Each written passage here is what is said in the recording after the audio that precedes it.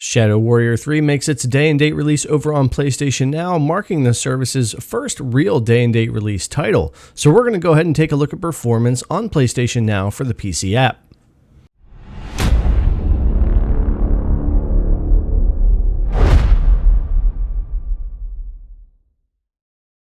What's up, cloud gamers? Welcome back to the Cloud Gaming Extreme channel, your destination for all things cloud gaming. Today we're taking a look at Shadow Warrior 3 running on PS Now, and this happens to be their first day-and-date release title.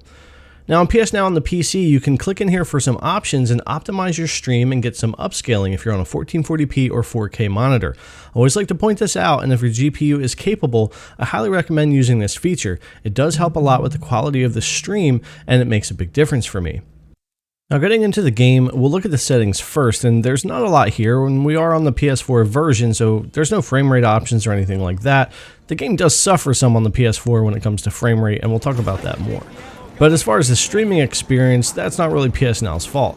When it gets into image quality, I continue to be pretty impressed with what PS Now offers, especially on a PC with the image upscaling feature and the stream smoothing. It does make a difference when using your GPU for that feature.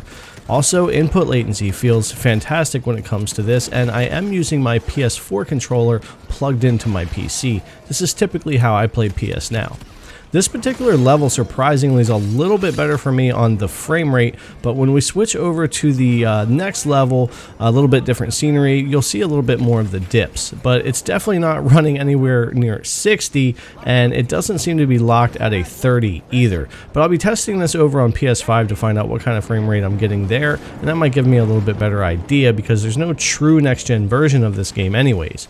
However, Devolver Digital did say that on PS5 there would be more stable and better frame rates and resolution, but they didn't really go into any detail. So anyways, back to the PS4 version and PS Now here on the PC. So the 1080p 60 upgrades that they officially had a little over a year ago really made a difference for me on the PS Now app on PC and how that worked. The 720p 30 and 720p 60 really wasn't cutting it, but they really made some strides when it came to the 1080p 60 and how they got the stream cleaned up. You'll still see some pixelation and bitrate issues even in this video, especially on YouTube, but even if you were playing locally, but they're not distracting and they don't go up and down a lot as you move the camera around. And I know that's always a big issue we have, especially in first-person shooters. When you're moving quickly, the bitrate drops to keep the latency okay, and then you get all the extra pixelation. And really for the past year or more with PS Now, I don't experience that. It's pretty good, and I would say a lot of the times it's even better than what xCloud offers with a Series X Blade with a next-gen upgrade there, and that's because Xbox just hasn't really gotten their service tweaked where they need to yet. They'll catch up, but in my opinion, when it comes to 1080p 60 and console streaming, PS Now really does usually win for me. The main problem I have, though, is because we are on last-gen hardware, we get a lot of games at 30 FPS that don't take advantage of the 60 FPS stream, and that's a big issue that kind of shies me away from PS Now.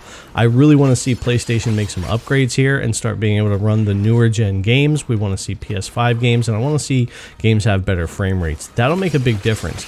You do that, plus expand PS Now onto more devices, and PlayStation will really be on to something. Can't wait to see what Project Spartacus is going to be all about.